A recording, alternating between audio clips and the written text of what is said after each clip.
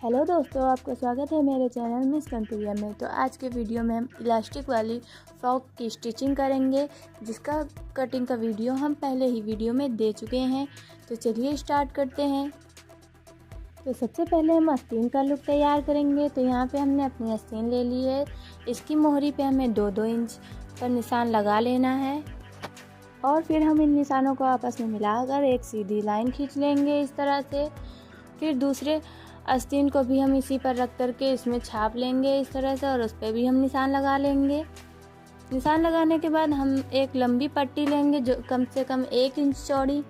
इस तरह से हमें 2 सूत दबाते हुए इसे सिल लेना है इसी लाइन के ऊपर, और फिर एक्स्ट्रा मार्जिन को हमें काट देना है और इसे 2 सूत फोल्ड करते हुए इस तरह से हमें इसको सिल लेना है। ये हम इसलिए कह रहे हैं क्योंकि हमारी इलास्टिक पतली है। अगर आपकी इलास्टिक चौड़ी है तो आप उसके हिसाब से अपना कपड़ा फोल्ड करें। इसी तरह से हमें पूरे में 2 सूत करके सिल लेना है और फिर हमें दूसरी आस्तीन में भी इसी तरह से सिल लेना है, नेफा टाइप का बना लेना है। फिर हम अपनी इलास्टिक लेंगे। तो इलास्टिक के हमने 2 भाग किए हैं जो कि हमारी मोहरी की नाप के हैं। हमारी मोहरी 8 इंच थी, इसलिए हमने यहाँ पे इसे 9 इंच का लिया हुआ है, क्योंकि हाफ इंच मार्जिन में ऐड हो जाएगा। इसके बाद में हम इसे किसी सुई या आलपिन की सहायता से इसे आस्तीन के अंदर डालेंगे, जो कि हमने नेफा बनाया था उसी के अंदर इस तरह से।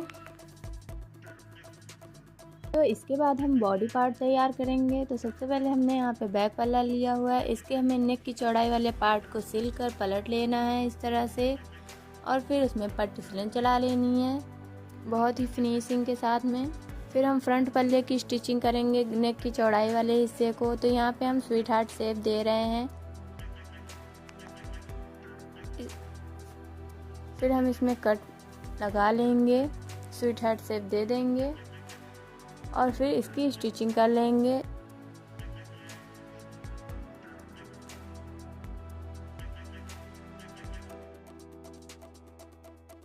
स्टिचिंग करने के बाद में इसको पलटने से पहले हम इसमें कट लगा लेंगे, क्योंकि कट लगाने से गले का शेप अच्छा आता है। कट लगाकर हम इसे पलट लेंगे और इसमें पट्टी सिलन चला देंगे। तो इस तरह से हमारा फ्रंट लुक होगा।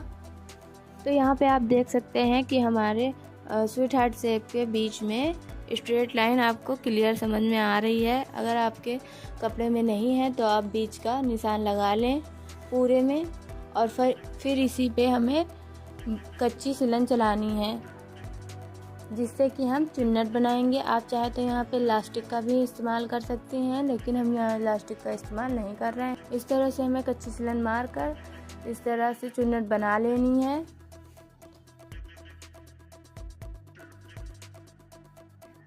एडजस्ट कर ले सही से कि और नाप लें कि बैक पल्ले के बराबर है कि नहीं है। सही से एडजस्ट करने के बाद में इसे हम पक्का कर लेंगे। तो इसमें हम फिर से पक्की डबल सिलन चलाएंगे, जिससे कि यह टिकाऊ हो जाए और पहनने पे उछले नहीं। इसी तरह से हम दोनों साइडों पर भी चुन्नट बना लेंगे, जिससे कि जो कपड़ा हमारा झोल मार रहा है वो करेक्ट हो जाएगा और सीधे में आ जाएगा। इसी तरह से दोनों साइड पे हमें चुन्नट बना लेनी है। तो हमारे दोनों बॉडी पार्ट रेडी हो चुके हैं। अब हम अपनी आस्तीन को पूरी तरह से रेडी करेंगे। तो यहाँ पे हमने इलास्टिक काट ली है, जो कि हम 8.5 इंच की काट रहे हैं, क्योंकि हमने जो कपड़ा छोड़ा था वो 4 इंच छोड़ा था। 2-2 सूत हमारा मार्जिन में चला जाएगा। तो अब आस्तीन में इलास्टिक के हिसाब से हमें नेफा बनाना है। अगर आपके पास पतली है तो पतला नेफा बनाएं, अगर चौड़ी है तो चौड़े के हिसाब से नेफा बनाएं। तो हमारी यहाँ पे इलास्टिक थोड़ी सी चौड़ी है, उसी हिसाब से हम नेफा अपना बना लेंगे।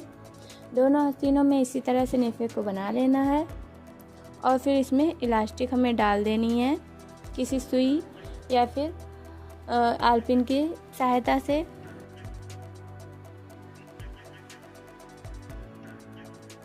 तो आस्तीन हमारी रेडी हो चुकी है। अब हम इसे बॉडी से अटैच करेंगे। तो ये जो तिरछा वाला साइड है ये हमारा आर्म होल में ज्वाइंट होगा। दोनों साइड पे हमें इसी तरह से ज्वाइंट कर लेना है और फिर हमें बैक पल्ले में भी ज्वाइन कर लेना है। तिरछा वाला हिस्सा आर्म होल में ध्यान रहे। इसी तरह से हमें ज्वाइन कर लेना है। ज्वाइन करने के बाद में हम इसमें डबल सिलन मार लेंगे। डबल सिलन चलाने के बाद में हम इसे पलट कर एक और सिलन चला देंगे इलास्टिक के पास में, जिससे कि ये शोल्डर पे अच्छे से आएगी और ऊपर की ओर उठेगी नहीं। और फिर इसी तरह से हमें दूसरी साइड के भी आस्तीन ज्वाइन कर लेना है।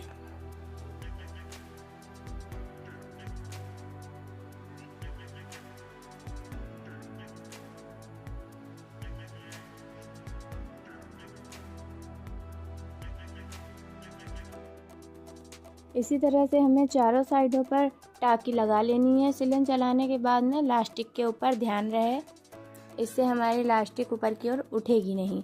इसका हमें ये फ़ायदा रहेगा। तो ये हमारे पल्ले और आस्तीन ज्वाइंट हो चुके हैं। अब हम फ्रॉक के नीचे का लुक रेडी करेंगे। तो यहाँ पे हमने घेर उठा लिया है। घेर में आप चाहें तो यहाँ पे निशान लगा सकते हैं बीच में, ताकि आपको सिलने में दिक्कत ना हो। तो सबसे पहले हम यहाँ पे इसमें हल्की हल्की चुन्नट डाल लेंगे। अपने कमर से जितना हमारा एक्स्ट्रा मार्जिन का कपड़ा है, मार्जिन 1 इंच छोड़ करके उसे हम बाकी का चुन्नट में ऐड कर लेंगे और फिर हम इसे बॉडी पे ज्वाइन करेंगे। तो जो हमने कट या फिर चौक का निशान आपने लगाया है, उसे बीचों बीच में रख करके अपने कपड़े को जितना कपड़ा दोनों साइड से आ रहा है वहीं से हमें सिलन चलानी स्टार्ट कर देनी है और फिर उसमें हमें डबल सिलन चला लेनी है।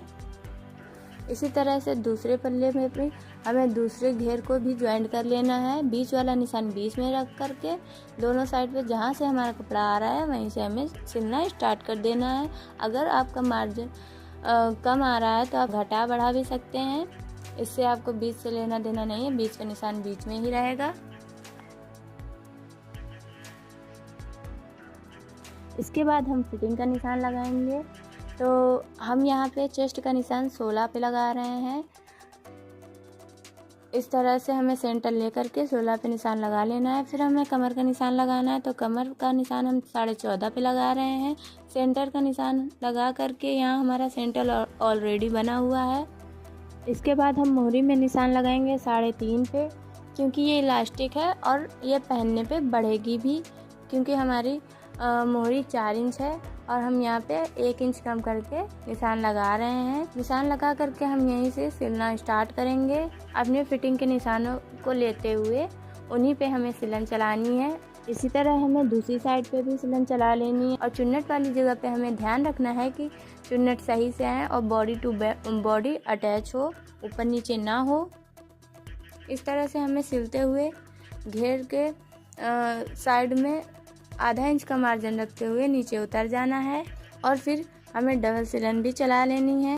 तो हमारी फ्रॉक रेडी हो चुकी है, जिसका फाइनल लुक बहुत ही अच्छा आने वाला है। तो ये रहा हमारी फ्रॉक का फाइनल लुक। तो मुझे तो ये फ़्रॉक बहुत ही अच्छी लगी और अगर आपको भी अच्छी लगी है तो प्लीज़ जल्दी से मेरे चैनल को सब्सक्राइब कर दीजिए, लाइक कर दीजिए। आप लोग लाइक नहीं करते हैं। लाइक करने में किसी का कुछ भी पैसा नहीं जाता। लाइक करने से हमारा मनोबल बढ़ता है, जिससे कि हम अच्छे अच्छे वीडियो डाल सकें, बस इसलिए होता है। तो प्लीज़ लाइक किया करें। Thank you for watching.